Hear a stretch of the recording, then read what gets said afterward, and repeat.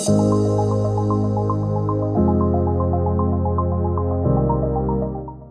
welcome back to EY's IPO Knowledge Series. Investor relations is a strategic area for any company to consider. Diwakar, thank you for joining us. So when should a company really consider setting up an investor relations function? Thank you, Veenit, for having me on the show. I think from a long-term perspective, investor relation, as you know, is a long-term game. In India right now, it has gained a lot of importance given the fact that a lot of companies are looking to set up investor relations team.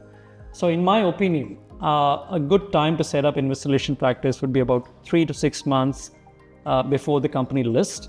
There are companies that actually do set up an investor relations function pre-DRHP, but for most companies, I believe 3 to 6 months before the company goes IPO, to kind of have the necessary systems in place, set up the processes. If you want to hire an investor relations person, hire that person in, and kind of get all the other necessary processes set in place. I think so 3 to 6 months is a good enough time to set up a investor relations functions pre-IPO.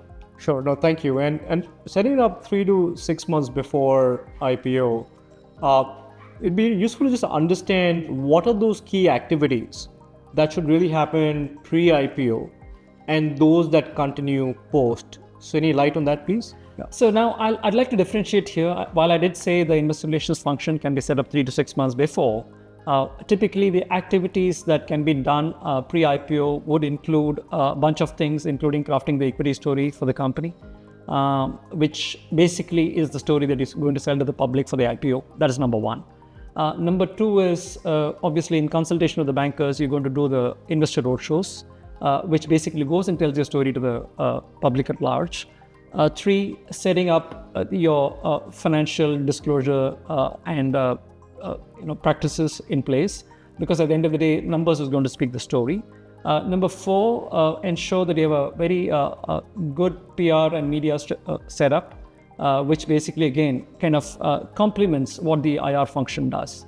So in my opinion, these 4 things need to be done pre-IPO.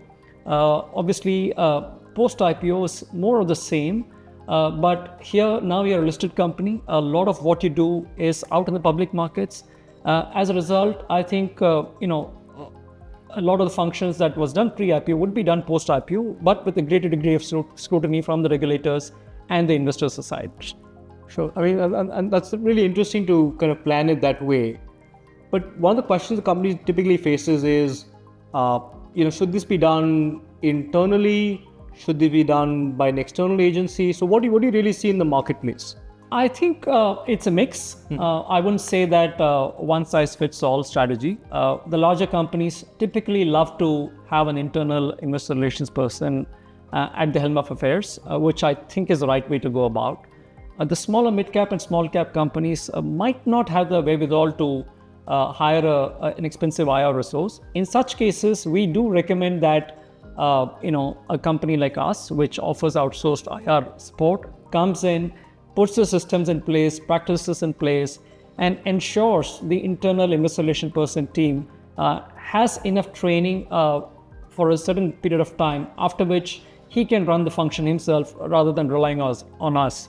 Of course, we are available to kind of support the company on a need-to-need basis, but having internal investor relations team over the longer term is a must for every company that I think gets listed in the marketplace. So yeah, so it can be a staggered approach, right? Absolutely, staggered approach, but run 1 to 2 years with external agency plus internal person, and maybe then kind of move to a fully internal resource as possible. In our experience, we've been working with companies for over 15, 16 years.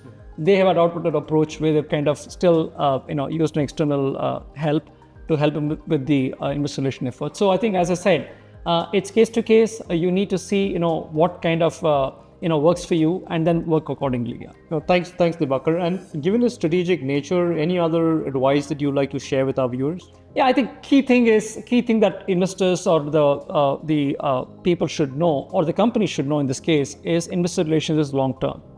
Don't look at it as a short term strategy to kind of get your market cap moving up to the next level.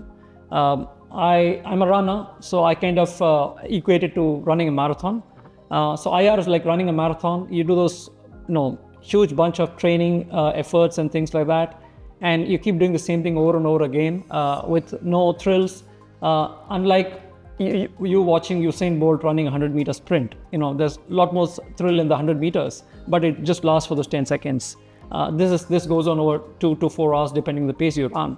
But I think companies and everyone should understand that investor relations is long term, and once done well over that period of time, I think the valuation is there for you to kind of get. I think that's my honest take.